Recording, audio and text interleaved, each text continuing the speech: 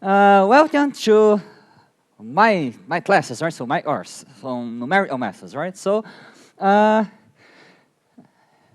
before we even start, right? So what's the point? The whole point of what we're doing, well, in these classes, right? So it's kind of obvious, right? But it's important to talk, right? Because to say it, right? It's kind of like measles, right? So if there's something that you have to say every year, right? Because sometimes people haven't heard about this before, right? So it's the following: our point is we want to explore epidemiological dynamics, epidemiological ideas and possibilities and so on through models, okay? The whole point of this is always to talk about models, to learn to develop models, right? And the first thing is, well, if you have a model, what do you want? You want the solution of the model, yeah? Yeah, is that very, very obvious or not? Yeah, I told you, right? So we want solutions. And how do you find solutions to models? Okay, so for people that have done differentiation courses, there are a series of methods and so on, analytical methods. Are these very useful in practice for us? Not very useful. Yeah, not very useful. Why? Because most models that we're going to work with don't have analytical solutions. It's not that you're not good enough at math. It's like it's possible to prove that there are no analytical solutions, right? So, so you have to make do with what you have in terms of analysis. And one of the main tools is numerical solutions, right? So it's using the computer, right? So it's, of course, in the numerical solutions by hand and calculator, right? But we won't do that, right? So, okay, but using the computer to find those solutions, okay? So this is the idea of the course, the main idea, okay? So, okay, second point is we are going to use this stuff here. This is numerical solutions for differential equations. Why differential equations? Because it's the main tool we are going to use, right? So you see here that Roberto already introduced it, SIR, that is a differential equation model, okay? And we're going to do this using a particular programming language, okay? So this is going to be Python, okay? So first question for you, right? So everybody knows how to program, how to code in some language. Yes or no? Are there any no's? It's okay, people. You can tell. Don't worry. It's not a big issue if you say no. Is there any no? No no's. Okay. Okay. Does everybody has worked with Python before? At least a little bit. Some no's. A few no's. Okay. Don't worry, that's not a big issue, okay? So the point is, I'm going to do this in Python, not because Python is necessarily the best language ever, although it's a strong candidate, okay? Although it's a strong candidate, and I'm not preaching Python, right? It's just that it's a language that is pretty easy to work with, okay? It's pretty easy to learn, and it's pretty easy to mess with it once you have a working code and easily change stuff, and it's not, it's simple to read code written in Python, okay? You're going to see, right? And it's also because it's very useful in practice also, okay? So most of my research, I already do it in Python, okay? So it's not, it's a reasonable thing to learn to do your stuff, right, professionally. Okay, so with this out of the way, so I'm going to start by telling you what it means to solve a differential equation from a numerical point of view, right? So the thing is, first thing, we have an equation, right? So this is already a system of equations, right? But let me write a simpler equation, okay? So simpler equation, so just something like this, okay? So I don't know, linear equation, something like that, right? So this is very simple, okay? And what is the general solution for this, right? So this is something like solution for this is a constant times exponential of RT, okay? This is the solution to this equation, easy, right? But the thing is, can you find something like that numerically? So you see, this is not a function, okay? It looks like a function, but it's not a function. It's a family of functions because you have 3 parameters here, you see? You have 3 parameters. This is valid for any C and any R, okay? Can the computer give you, the numerical solution that I'm talking about here is not about finding general solutions, right? It's about finding single solutions, right? So it's finding solutions in terms of values, of a single set of values for a specific situation. So for instance, if I want to solve this equation, here, okay, I need to specify what is the value of R, and also I need to fix the value of C. Usually you do that writing something like initial condition, right? So to have a single solution, you need an initial condition. If I tell you what is the value of R and what is the value of X0, then I fix these 2 numbers here, and now the solution is not a family, it's now some curve, yeah? And the numerical solution then, so X in terms of T, you can see on the board, right? Even with the lights off, yeah? You can see what I'm, no? Okay, you should tell me this before, right? Before I keep talking to myself pretty much, right? Yeah, so now you see, yeah? Okay. So if I have X0 and I have R, then I can say, okay, this is X0, okay? And now you're talking. Now I can numerically find a set of points here that approximate the solution here, okay? So I think it will become a little bit clearer once I do the first example, but okay. So let me do this in particular with this equation that is over here, right? So this is called the logistic equation, right? So this, well, now we can see over there, right? So, okay, so let's do it with this equation here, okay? X, 1 minus x, okay? So what do you do? You can ignore that. I'm going to say more or less what is written here, right? So how do you do this numerically, right? So we want to be able to find approximate solutions to this equation here. Let's say that X0 is, I don't know, 0, 1, okay? 0, 1. Well, this is 0.1, right? So you're in English, yeah.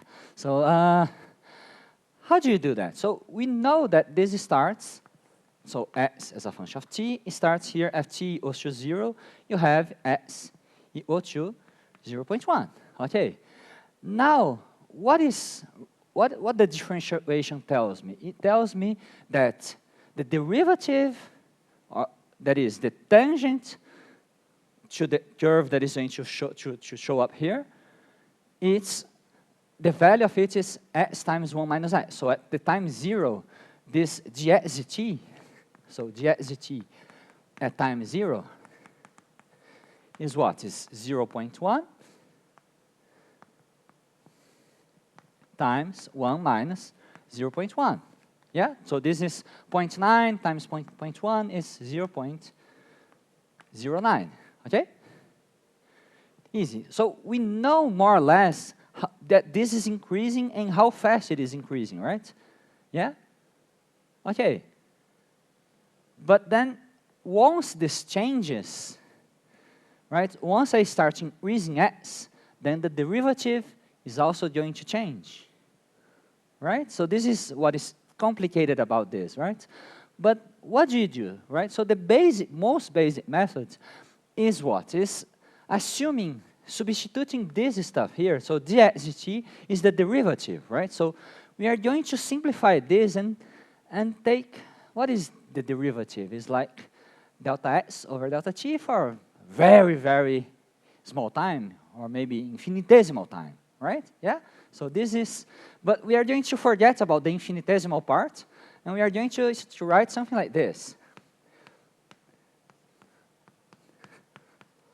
this is infinitesimal. This is only not infinitesimal anymore. This is a small time step, okay? Yeah, this is mathematically wrong, but computationally kind of okay. Yeah? Yeah, does that work? Okay. Okay.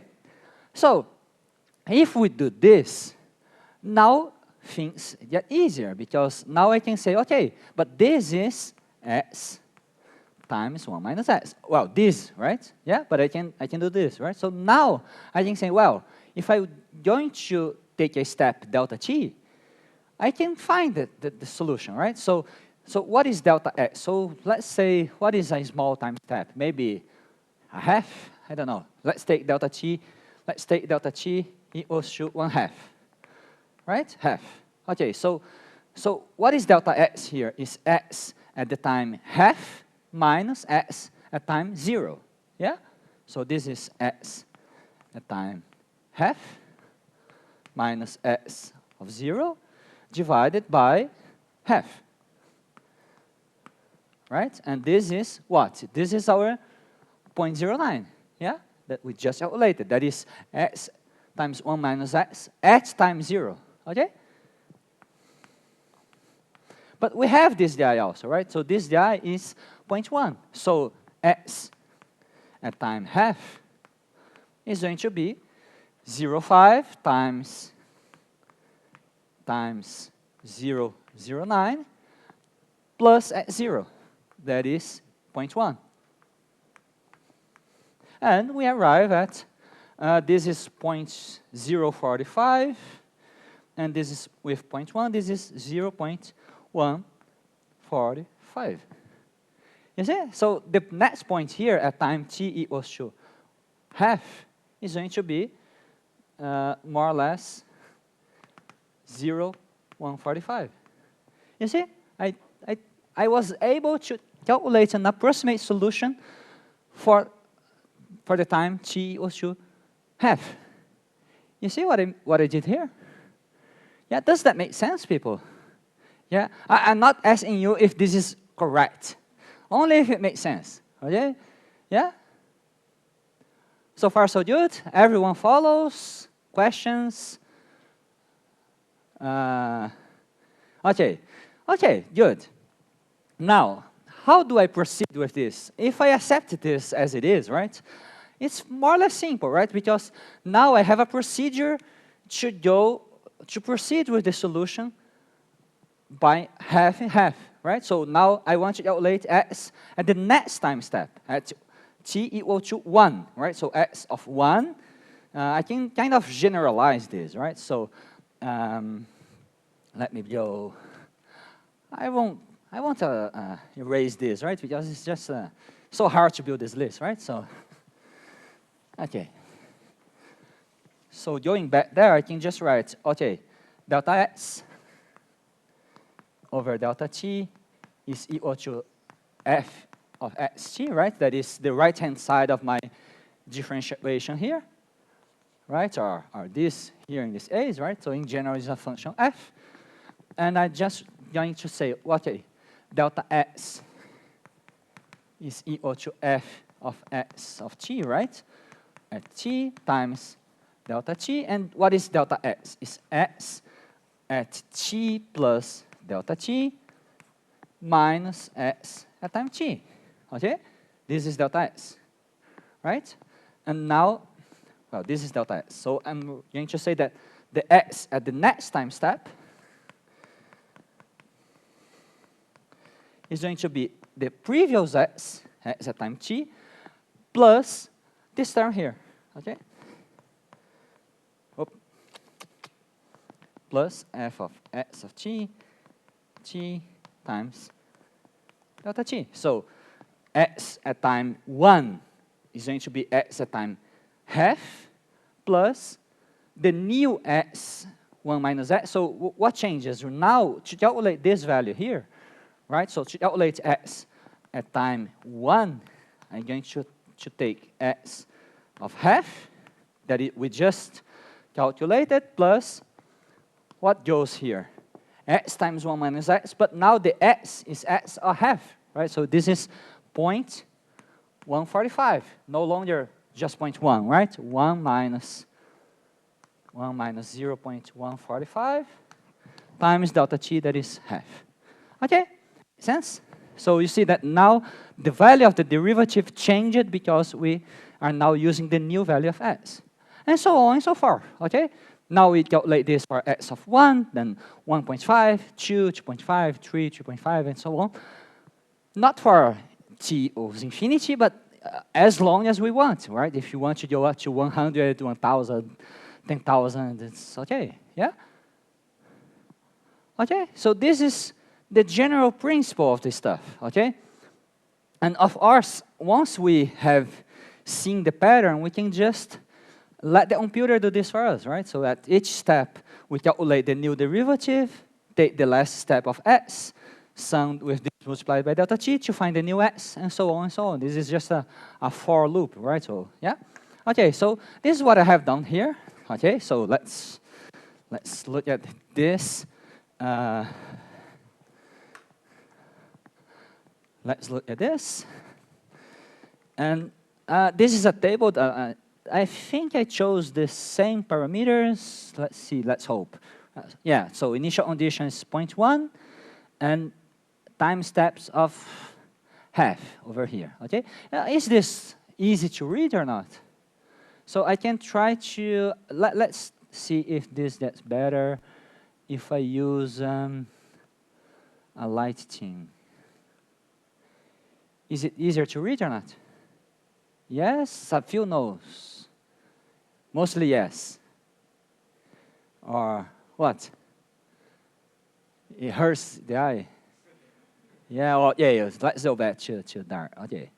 So it hurts my eyes usually too, yeah. So dark mode everywhere, but we can raise the font a little bit, yeah? So this is, now this is right. Okay, so this is what I did here, okay? So I calculate for t equal to 0 the derivative and then calculate the new value of s. Fortunately, we got the calculation right? So, and then the new derivative and then at time 1 and so on, okay? Of course, even this table here I didn't do by hand, right? Because I'm that lazy, okay? So we can just build a program, right? So this is already the main libraries we are going to use. This is NumPy for numerical Python and Matplotlib for plotting. And we set these parameters here, right? So the delta t here is half, and we are going to make a list or an array of times, and we set an initial condition here. We are not going to use this old later, okay? Not at all. So don't worry if you don't follow it very well, okay? It's just so that we get the solutions easily, right? So this is our function f, and then for each time, I just add to the end of the list of solutions, what? The last solution, the s of t, plus delta t times the f of the last s, okay? And we keep doing that until I end the whole list of times, right? And at the end, I will plot the solutions here, okay? So this is plotting the solutions. And for this equation, the logistic equation is one of the rare equations that we do know the exact solution, okay? We do know the analytical solution. And then we are going to also plot the analytical solution here. It's no fun if I had already plotted this before, but here it is, right? Okay, so looking at this plot here, is it good approximation or not? Yeah, kind of. Yes or no? Depends on if you're an optimist or a pessimist, right? So you see that it's not perfect, right? But it's kind of okay. Yeah, well, this is approximation, not exact solution, okay? We are always going to have some degree of error, okay? But now the better question, because we already know that this is approximation, so we know that it's not going to be exact, right? So the better question is, how do we make it better? How do we improve this approximation? How we make the difference between the orange line and the dots become smaller? Yeah? Yes. Sorry? Making the delta t smaller. That's it. Why?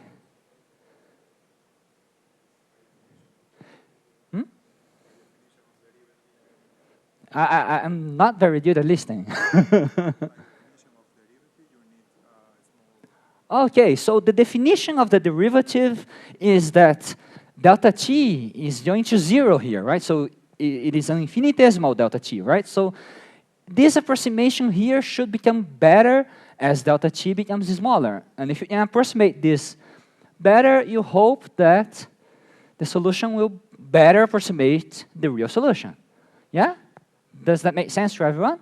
Yeah, this is, okay, so what do we do? Well, this is the part where we are very happy to have a computer, right? Because do you agree that if I just decrease delta t, I don't know, if I change from 0.5 to 0.1, this is 5 times more time steps to have the same solution, right? If you are doing this by hand, you'll be really happy to stop here, right? But then the computer is cheap, right? So it just does the calculations for you. So I just come back here, and I will decrease delta t to 0.1.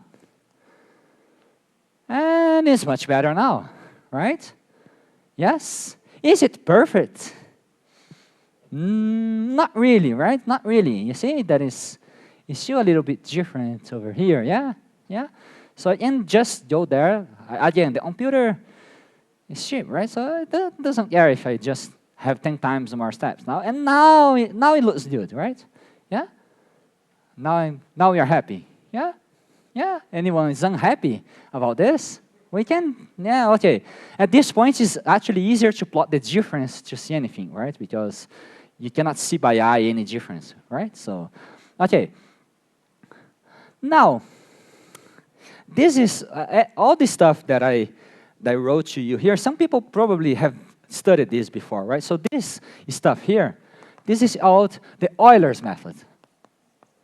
This has a name. This is Euler's method. And by the name here of Euler, you already know that it's not exactly a new method. Okay? Yeah, not exactly new. And it's probably misattribution, right? It's probably from before Euler. Because Euler, that's the graduate for pretty much everything, right? So now, what is the issue now, right? So the point is that here we have the analytical solution, right? So we can look at the comparison and say, well, I need a smaller delta t, yeah? Because it's not good enough yet, okay? Easy. This is the easy case. But what if I didn't have the analytical solution to compare?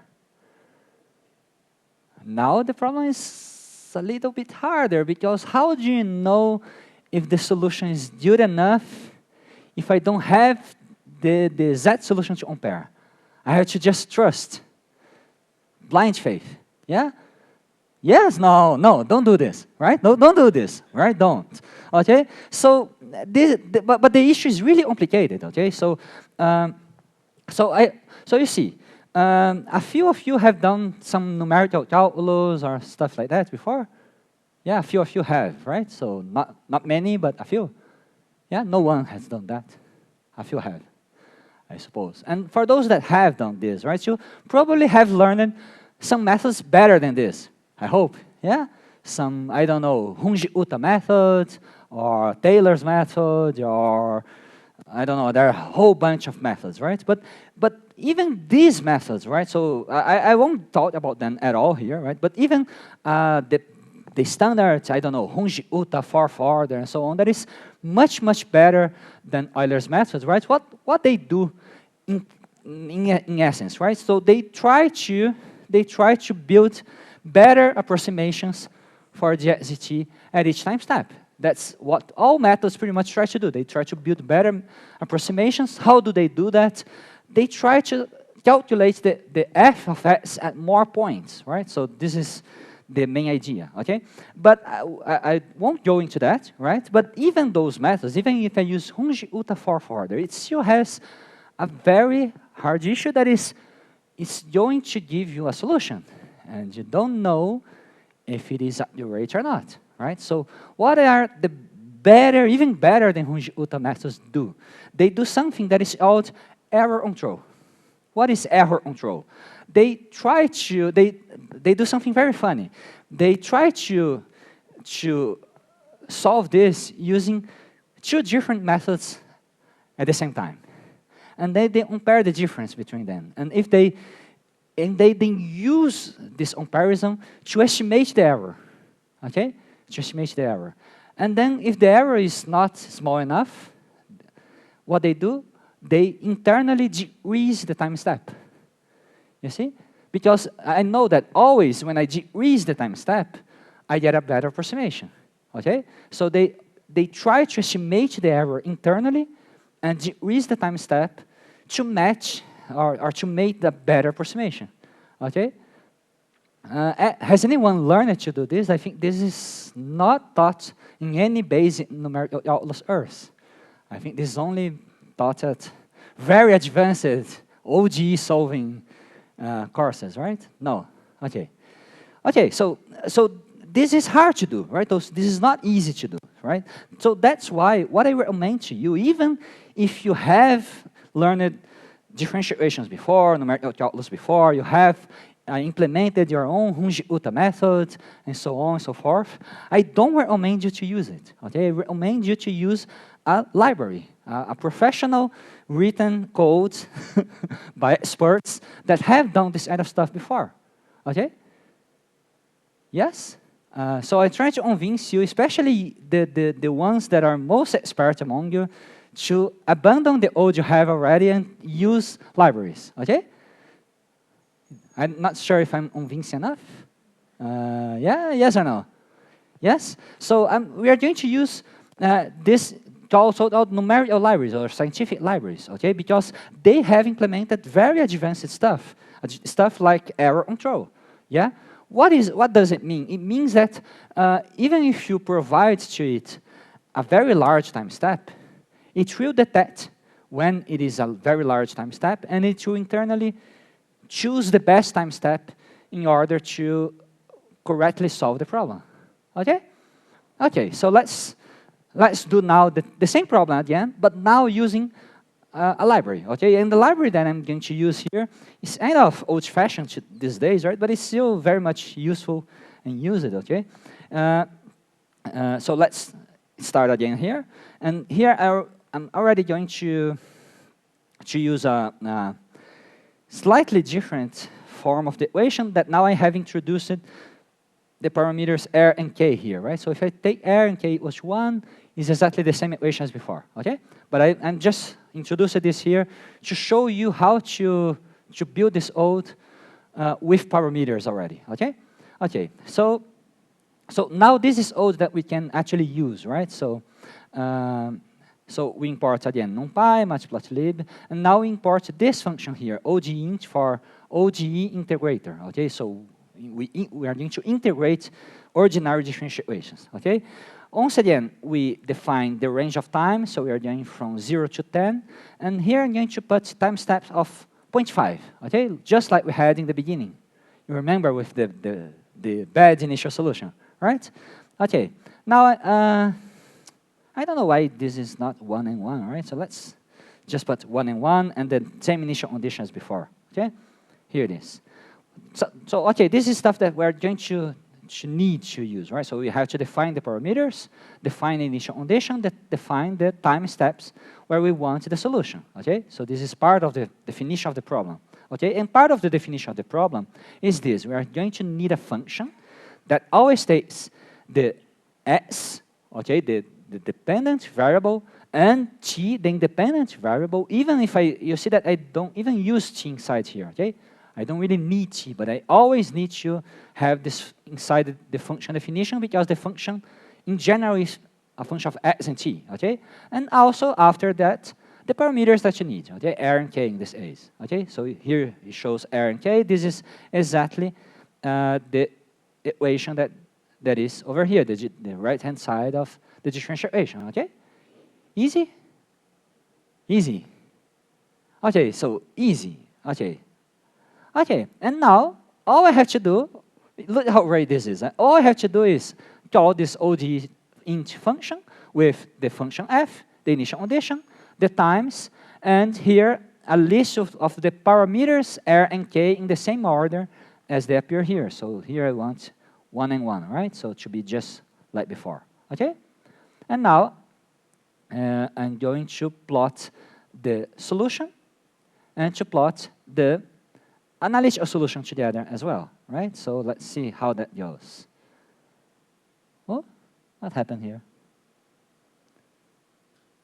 No, this is weird, right? What did I do? What did I do? I didn't plot the actual solution. No.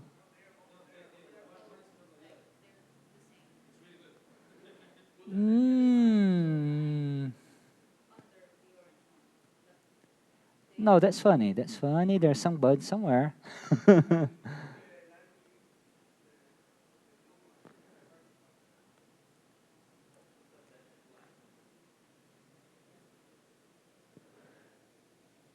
No, but this doesn't make a lot of sense, right? So yeah, just a moment. Okay.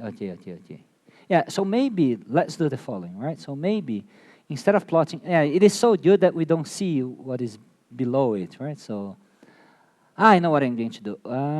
Yeah, let's go back to 0.5 here. I'll plot this over the other, right? So yeah, like this.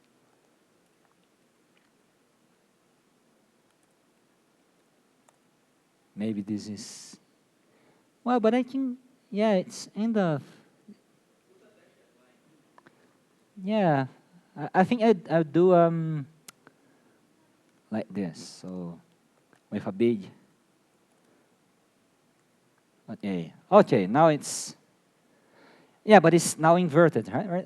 Yeah, that's the problem of inverting the order here and not there, right? So, yeah, so, okay, going back here. Okay, so this is the points now, right? So you see that different from before, right? Here you see I put a delta t here of 0.5, right?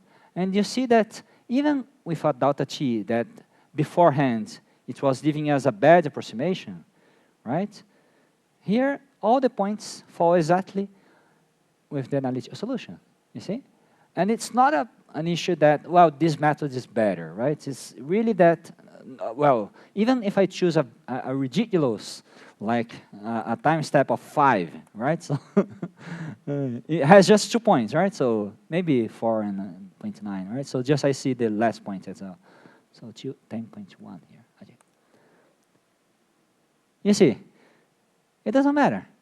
It gets the solution right. Even for I chose a delta t that is ridiculous, right? Of course, it didn't go directly from this to this to this. It did internal time steps in the middle, but it just told me what I asked him to do, right? Or what I asked it to do. What I just asked it for these points, it just gave me these points, but internally, it did a lot more work, okay?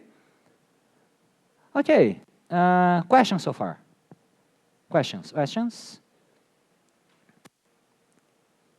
No questions? Okay. So now, now I'm going to tell you something that is important also. That is, you see, the code for this is just a few lines long. Yeah? Just a few lines long. What if I wanted to plot, to find the solution for another equation with other parameters, other initial condition, other times? What do? You just use the main tool of programming. What is the main tool of programming? Yeah? It's called copy and paste. Yeah? Copy and paste is the main tool. Ctrl-C, Ctrl-V. Yes, copy and paste. You just take this code here, okay? Well, without the analytical solution perhaps, right? Because you won't have this in general. But you just copy this code here, change the values of the parameters, change the times. If you have a different equation, just change what is inside here, and you're done. Yes? You barely need to know any Python. Yeah? Yes? You see what I mean? Yes or no? So the message here is, everyone can do this. Yes, everyone. You can. Yes? Everyone can do and should do this, okay? No excuses. No, I never programmed in my life. No, doesn't matter. You know how to copy and paste. Yes? Yes. Then you're done. Okay, you're done. You can do this. Okay, it's not, okay, for some more complicated stuff, it can be harder. But for the basic stuff of finding the solution to a given model, everyone should be able to do it. Okay, so it's a very powerful tool because as scientists, especially if you're doing interdisciplinary work, sometimes it's kind of daunting to people that don't have a strong mathematical computation background and so on, to work together because it feels like we don't have the right tools and so on. And this is very powerful in the sense of, if I can write a model, I can find the solution to that model. Okay? Yes? Yeah? Okay, like solving analytical methods are much harder in this sense because you need a lot of background before even starting, right? But this, no, this is, you just need a computer and you need your Control-C and Control-V keyboard working, yeah? Okay, keys working, okay.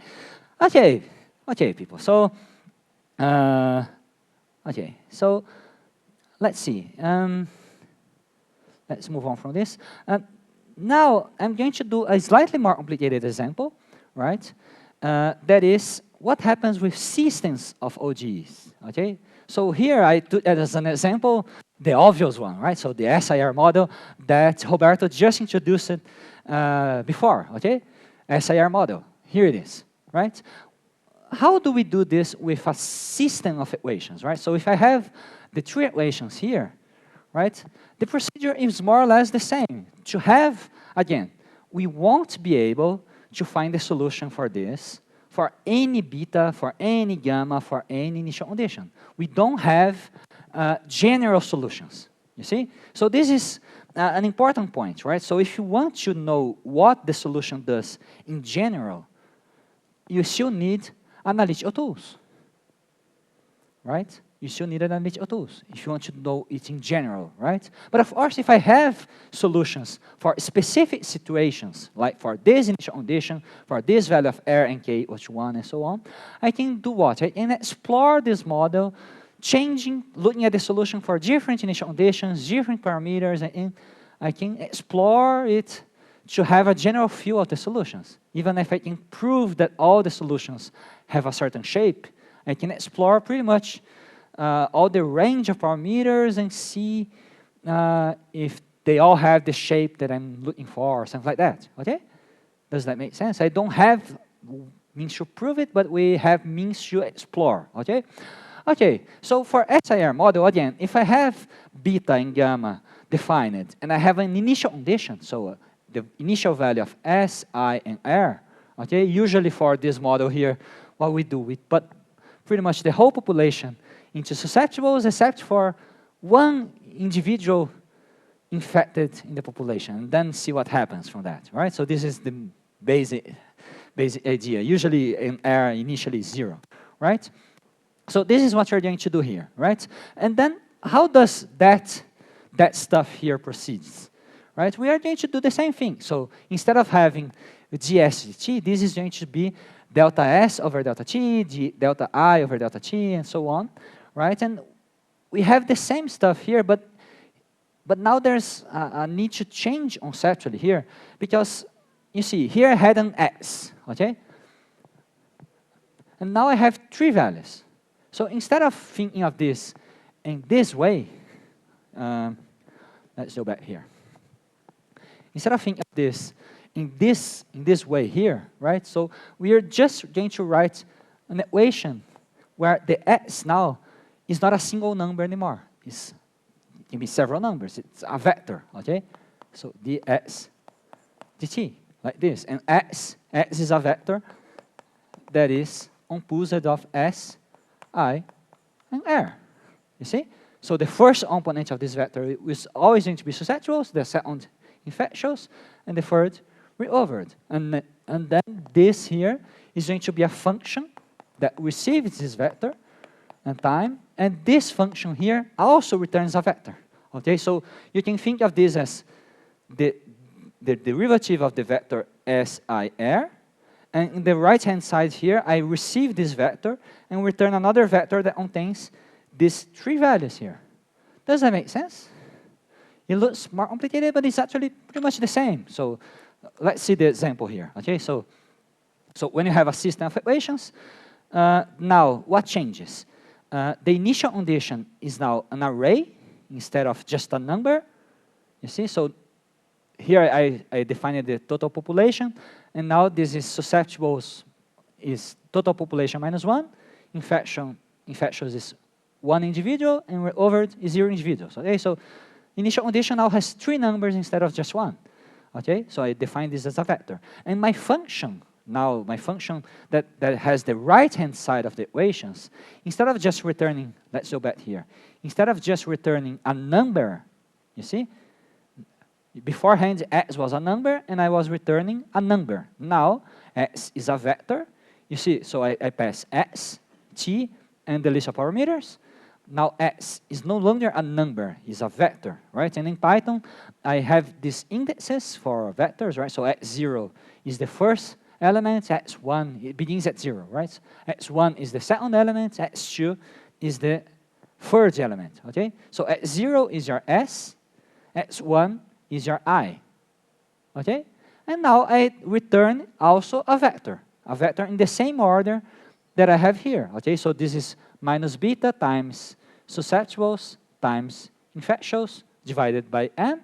The second equation, beta times susceptibles times infectious divided by n minus gamma times I. And the last equation is just gamma times I. You see? Is that much more complicated than before?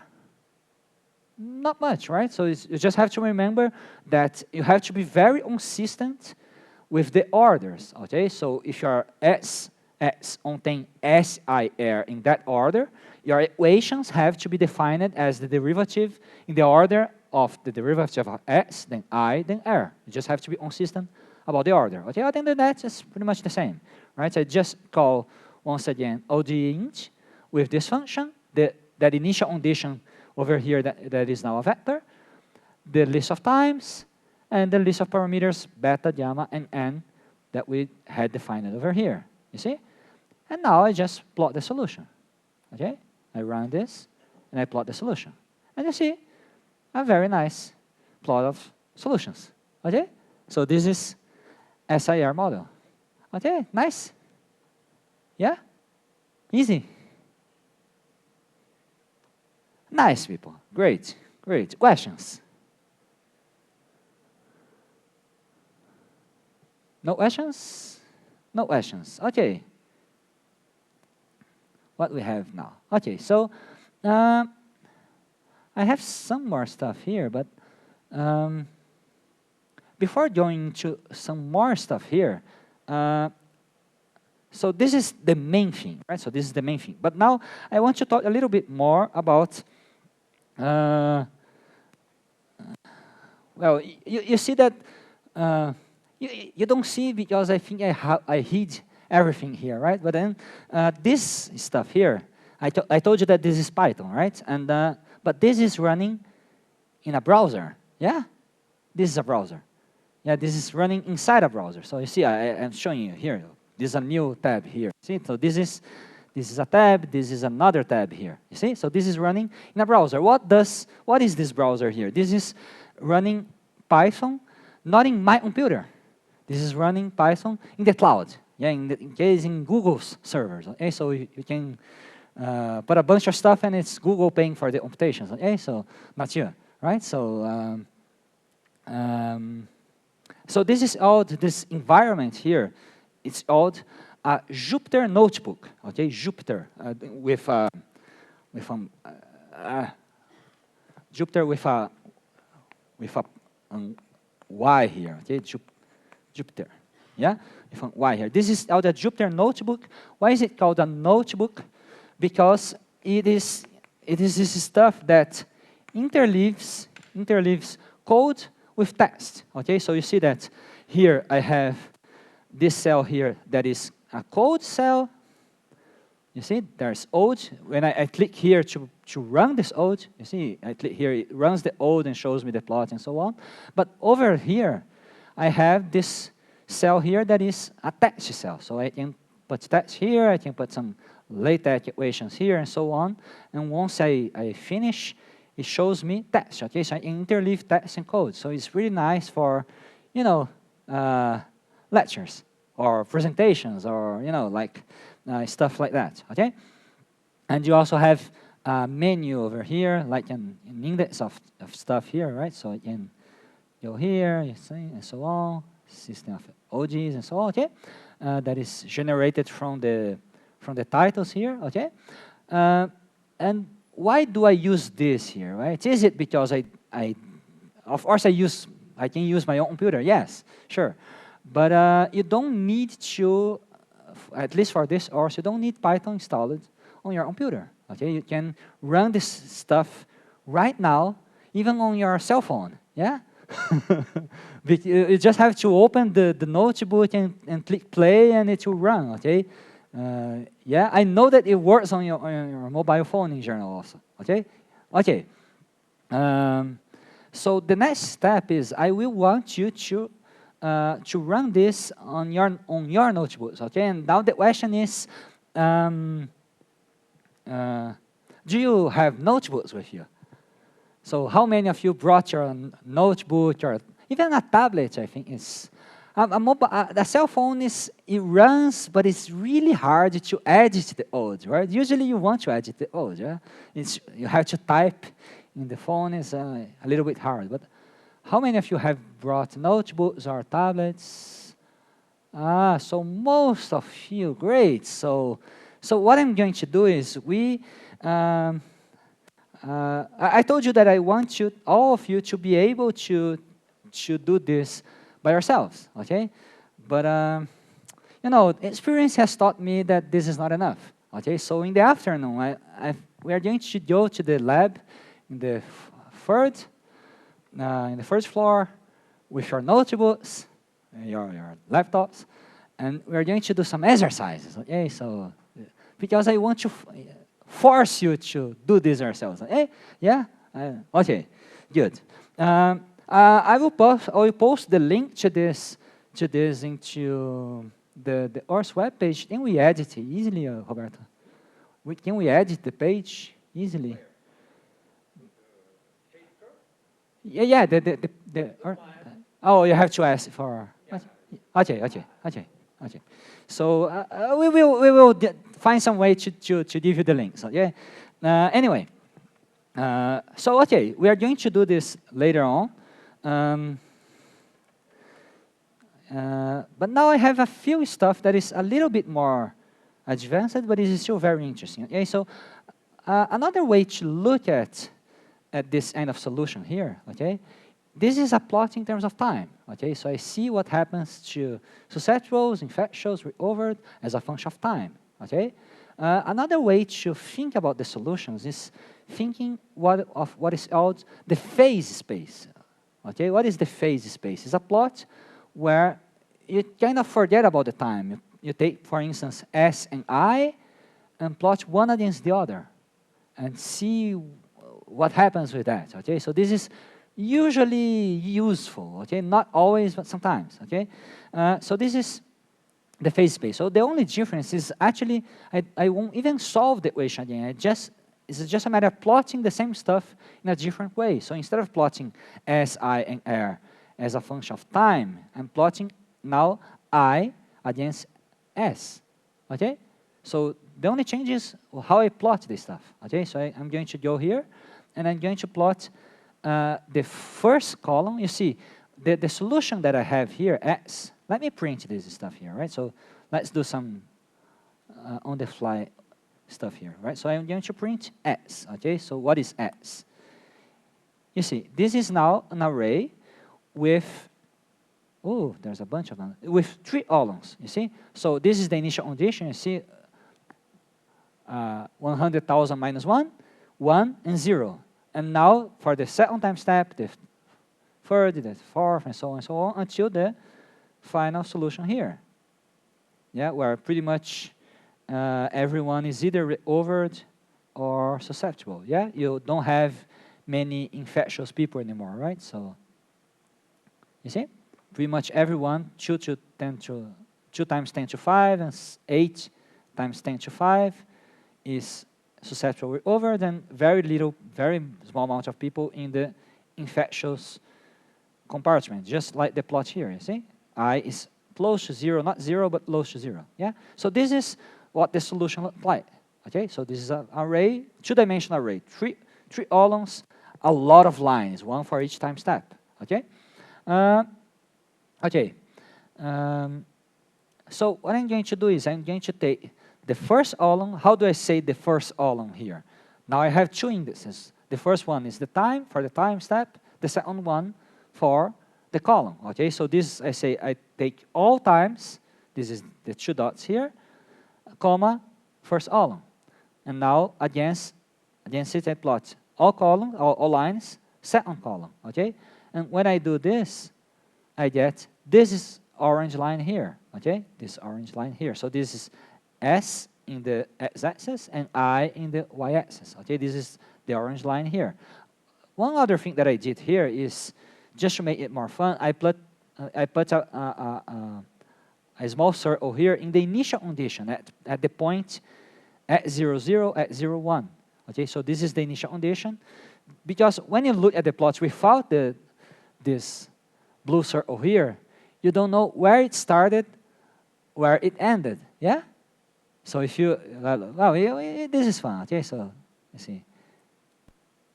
you see, the blue line, where did it start, where did it end? You see?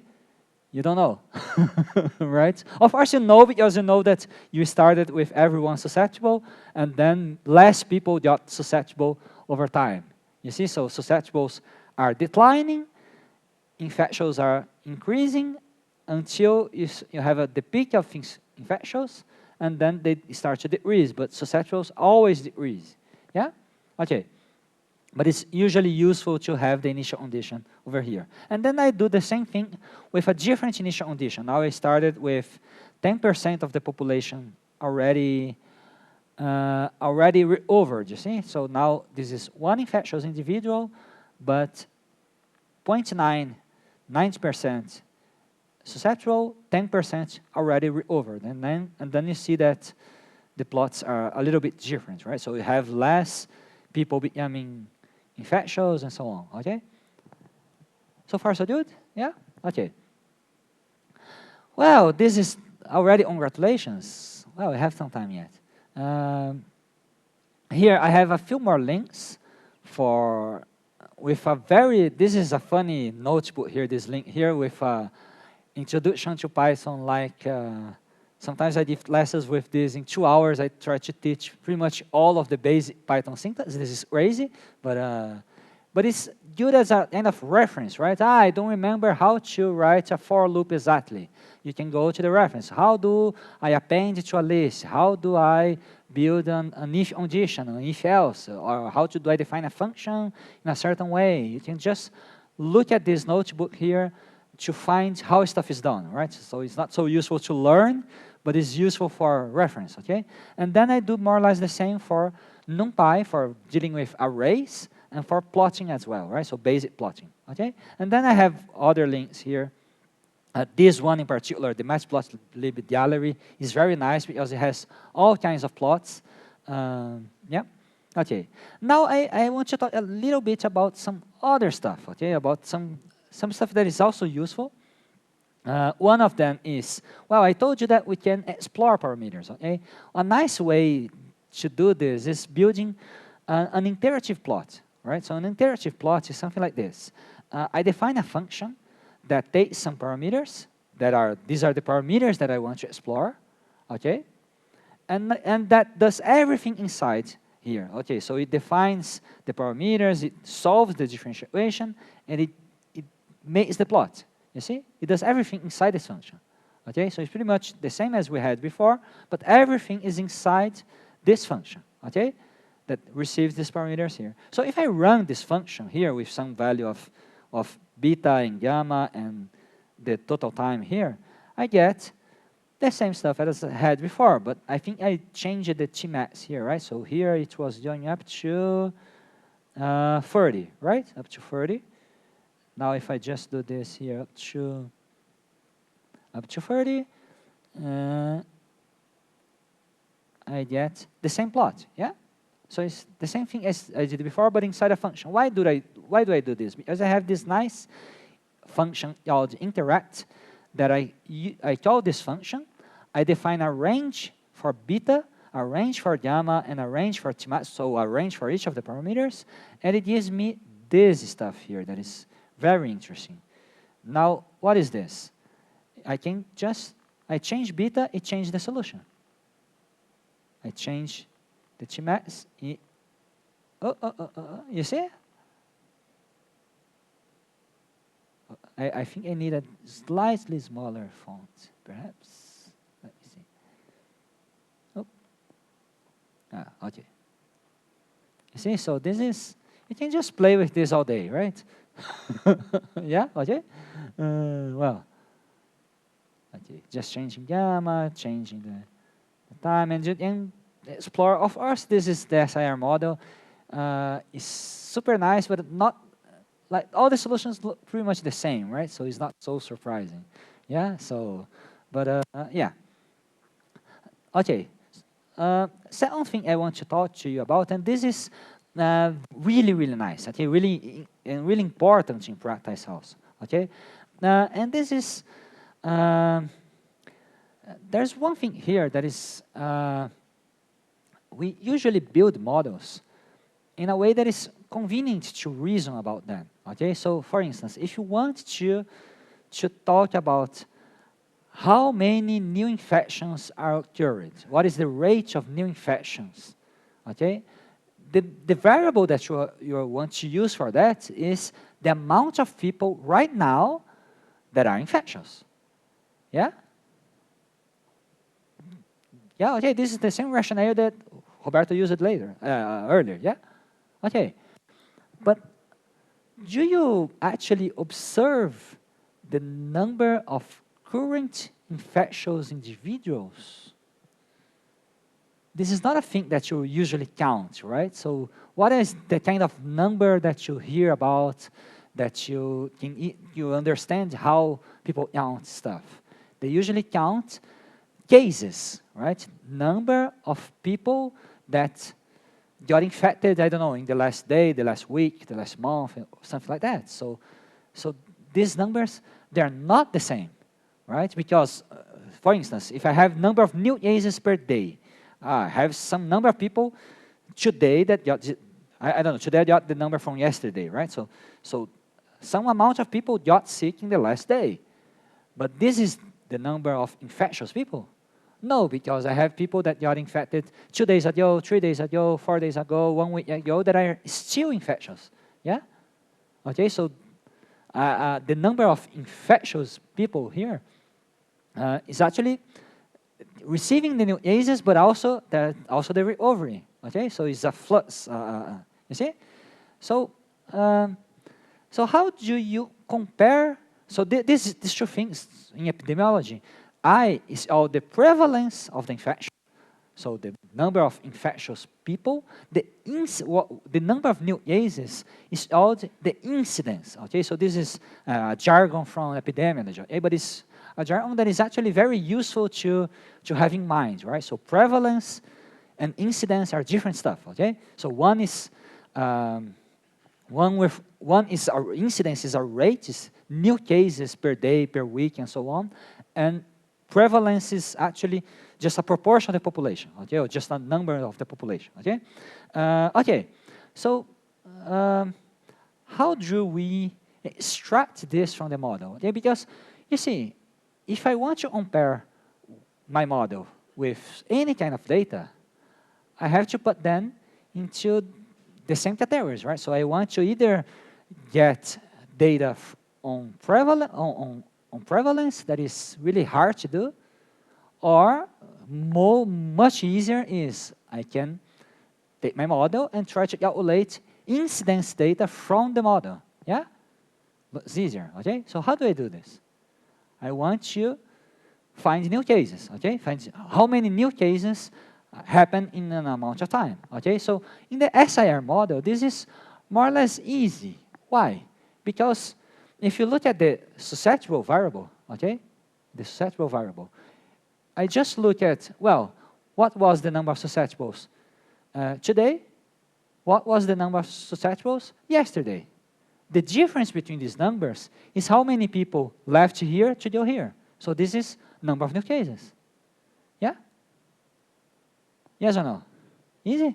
Yeah? Okay. So I can calculate the number of new cases, the incidence, just calculating for each time step that I don't know, because incidence can be per day, per week, per month. It really depends on the data you have, right? For instance, for a week, I just take number of new cases on today, on Monday, minus the number of susceptibles 1 week ago, and then I have new cases throughout the week, okay? Okay, so how do I do this with this stuff here, right? So it's pretty much a simple result, right? So the delta S here, the number of new infections, is going to be, this is actually minus delta S, right? So there's a slight mistake here, okay? So usually a delta is the last times minus the previous one, right? So this is minus delta S, okay? Because infections decrease susceptibles, yeah? Okay, so I just take the number of susceptibles before minus the susceptibles today, okay? And then the odds for this is pretty much the first part is the same. I just run the model here, OD int, and so on. This is exactly the same as before, but now I'm already choosing gamma equals to 7 to, I don't know, 7 days, or, oh, no, this is not 7 days. This is 1/7 days. This is, yeah, I won't try to I leave this to Roberto later. I don't try to interpret this right now, right? So, but this should be 1 day. Oh, this is a very weird choice of parameters. Okay, but okay, what are we going to do here? I will define the days, right? So I'm saying, well, okay, my time here is in days, okay? And I have a time step here that is smaller than a day. It's 0.1 day, right? But I don't want to calculate new cases per 1/10 of a day at each 2.4 hours, right? So this is bad, right? So I want every day. So I define the days here, so from 0 to 30 instead of 1 day, okay? And then I have this out here that says, okay, I will look at the times here, and I will look at the times that match the days, right? So I look at this array here that has 0, 0.1, 0.2, 0.3, blah, blah, blah, and so on. And I will look at then at, well, which of them are in this array here, okay? So I only take the indexes for t equals to 0, 1, 2, 3, the full days, okay? And then the second index here is, this is the vector of solutions. This is the times where I have the full days, and this is the first column, that is susceptibles, okay? So this guy here is the number of susceptibles, okay? Susceptibles at the initial condition, after 1 day, after 2 days, 3 days, and so on and so forth, okay? And now, how do I calculate new cases? So this is this number, no, actually this number minus this number, then this number minus this number, then this number minus this number, then this number minus this number. So the differences are the number of new cases in each day, okay? So how do I do that? I can do a for loop, but there's something smarter to do. That is, I take this array stopping here minus this array that starts in the second. Yeah, so I just take 1 minus the other shifted by 1. Okay, so this is a little bit smarter, yeah? A little bit clever. So this is what this does, right? So this shifts by 1 to the right, and this throws away the last value, okay?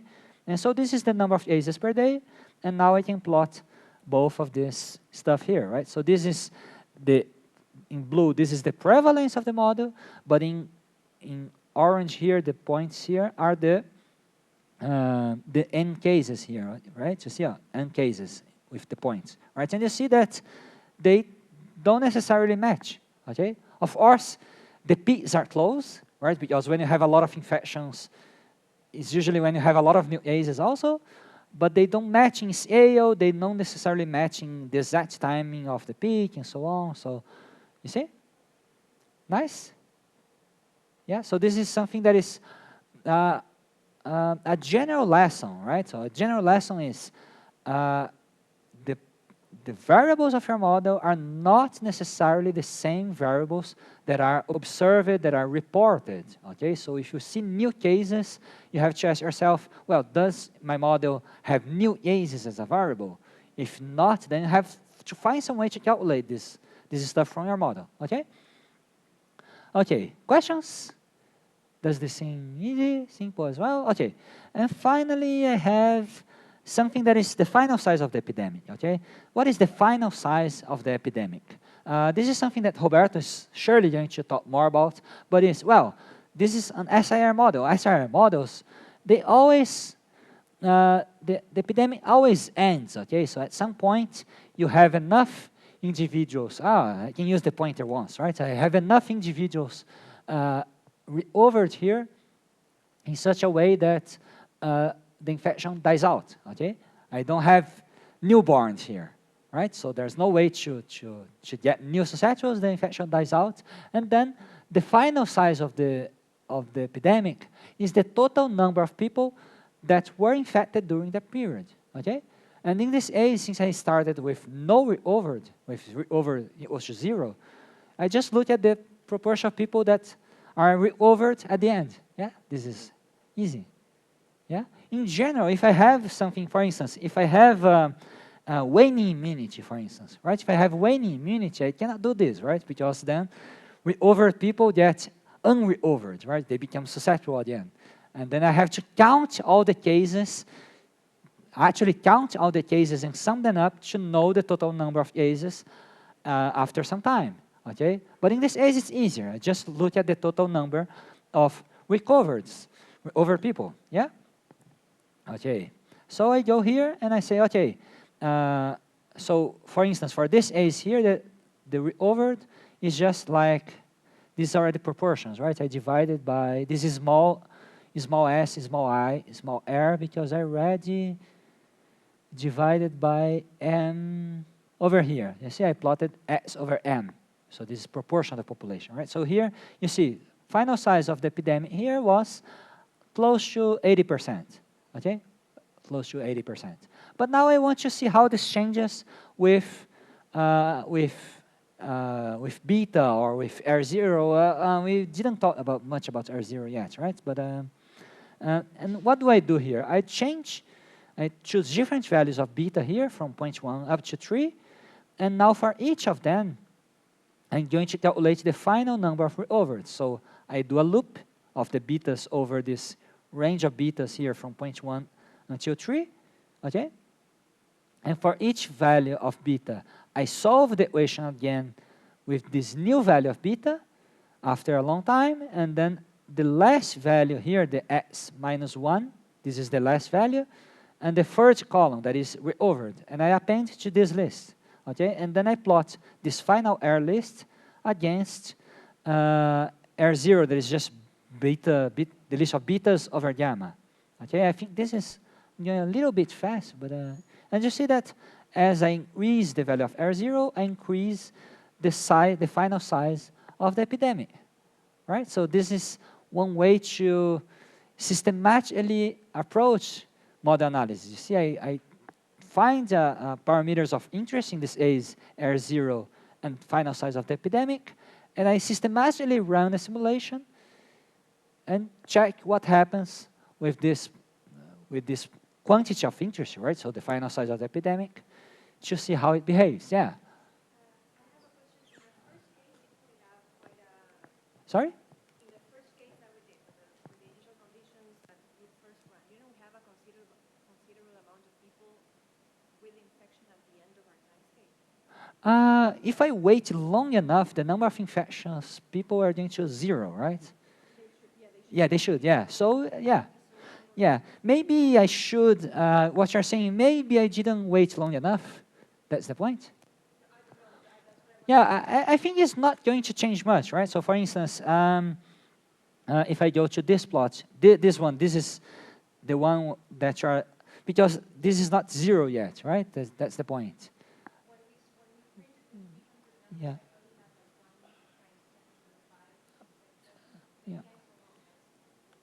Yeah, the point is that after a certain time, it doesn't change much anymore, right?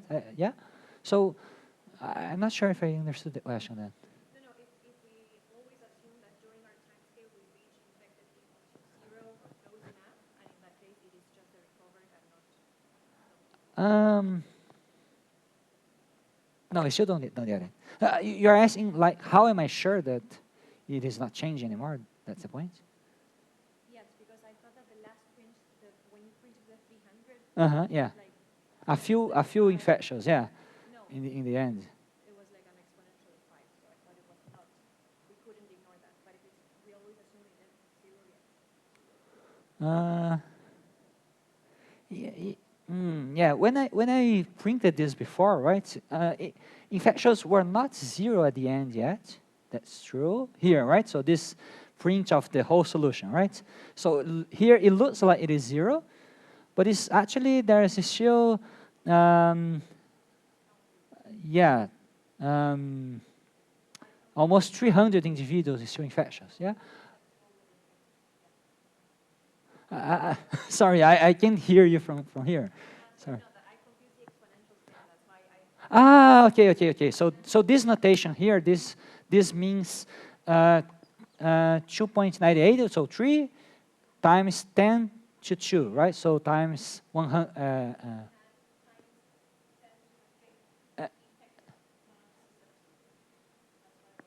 Okay.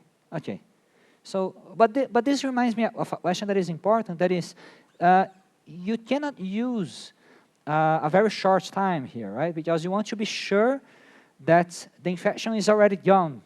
When you look at the total recovered, you have to be sure that the infection, the epidemic already finished, right? So usually when you do this kind of stuff, here I was plotting with 30, 60, 100, but then when you do this kind of stuff where you're not going to look at the solution over time,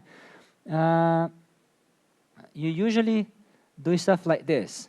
You take a lot more time, right? So 2,000 is even not, I would call it not good enough. I would probably go to 10,000 or something like this to really be sure that we are looking at the final epidemic size and not something that is still going on, you know? Yes? Yeah? We need to start distributing this mic here because I cannot hear anyone, right? So does this work? Hello? Oh, it works. Great. And now people stop asking questions. That you can eventually use a condition like a while or something, that if the difference is not is below a certain Yeah, one OG exponent int minus doesn't. 5, then you stop the integration. I see. I think there is some method for this in OG int, but I don't remember how to use it. Right? So what he's saying is instead of just running the simulation until, I don't know, 10,000 steps, you, at each point in time, you ask, well, is this stable, right? Did this stop changing? And if it has stopped changing, then you can just stop the simulation at that point, okay? This is very smart, and it is possible to do, but I don't remember how to do it in ODINT. I think there's a way. You have to have some function to check when to stop, and then when that function return is true, it stops, okay? It's possible, yeah. More questions? You can ask them without the mic if you're very shy also, yeah. Okay, no more questions. So you can turn off the mic. Just leave it there and I'll take it later. Okay, so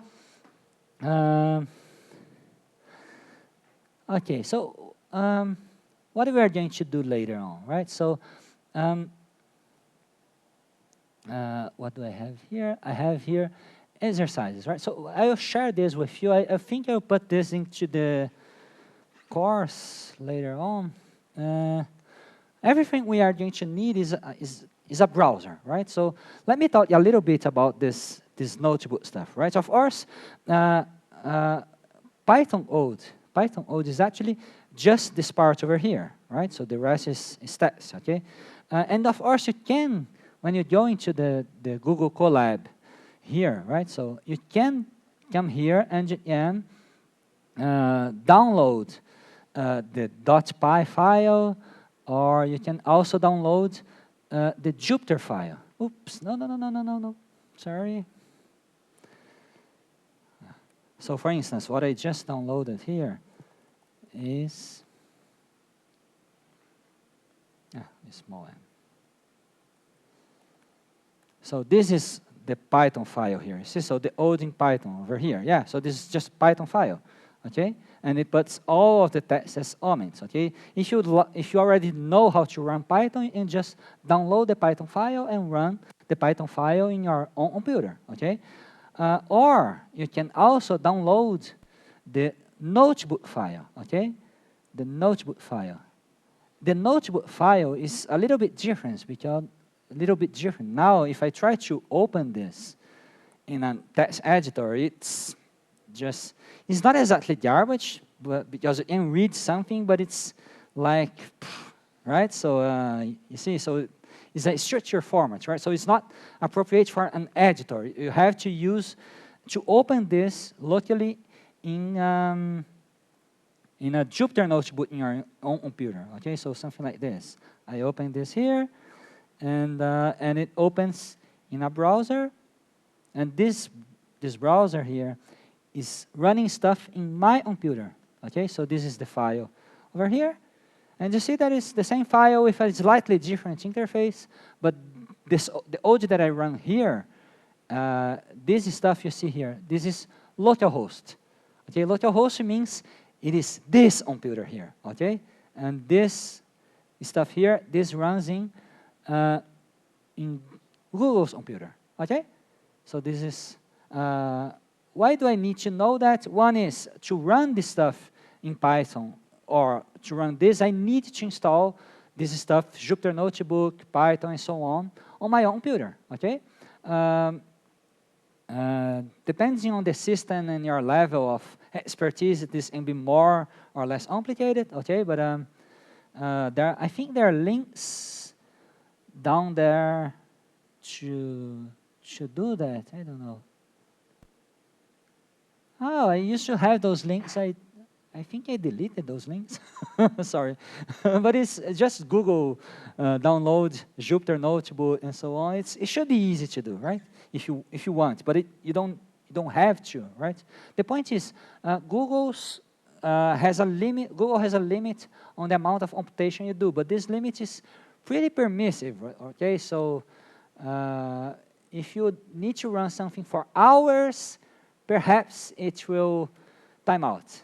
But for small programs that run under an hour, it's okay. Okay, so yeah.